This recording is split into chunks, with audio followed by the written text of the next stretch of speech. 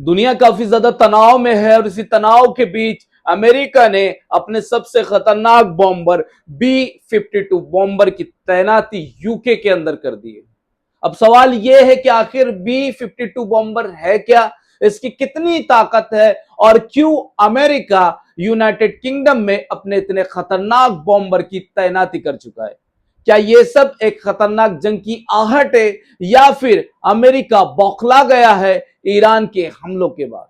दोस्तों वीडियो के अंत तक जरूर बने रहे, जानेंगे हम लोग आज B-52 बॉम्बर आखिर है क्या और इसकी ताकत कितनी है। तो दोस्तों आज हम जानेंगे कि B-52 बॉम्बर क्या है और B-52 स्ट्रेटोफोर्ट्रेस अमेरिका का एक लॉन्ग रेंज स्ट्रेटेजिक बॉम्बर है जिसे यूनाइटेड स्टेट एयर फोर्स इस्तेमाल करती है। इस विमान को पहली बार 1950 के दशक में बनाया गया और इसे बनाने वाली कंपनी बोइंग बने। लेकिन हैरानी की बात यह है कि इतनी पुरानी डिजाइन के बावजूद आज भी दुनिया के सबसे खतरनाक बॉम्बरों में गिना जाता है। इसकी सबसे बड़ी ताकत यही है कि यह लंबी दूरी और भारी हथियार ले जाने की क्षमता रखता है, इसीलिए इसे सबसे खतरनाक माना जाता है। दोस्तों इसकी क्षमता कितनी खतरनाक होती है, चलिए उसके बारे में जानते हैं। B-52 बॉम्बर की कुछ बड़ी खासियतें यह है कि यह विमान लगभग 14,000 किलोमीटर से ज्यादा की दूरी तय कर सकता है।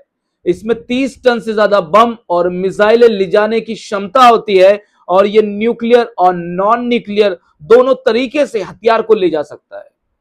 इसकी अधिकतम यानी सबसे ज्यादा स्पीड यह होती है कि ये 1000 किलोमीटर पर हॉर्स की स्पीड से ये चल सकता है और इसमें कई क्रूज मिसाइल, स्मार्ट बम और भारी बम जैसे हथियार ले जाने की क्षमताएं बहुत होती है।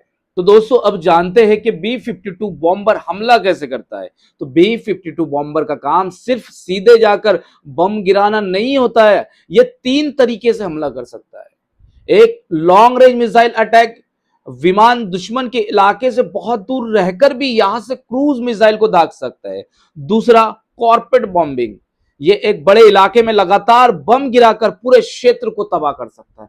और तीसरा न्यूक्लियर डिटरेंस, अगर परमाणु युद्ध की स्थिति बने तो न्यूक्लियर बम को ले जाकर ये हमला करने की भी क्षमता रखता है। तो सवाल अब यह भी है कि अमेरिका इतने खतरनाक बॉम्बर क्यों यूके के अंदर तैनात कर चुका है।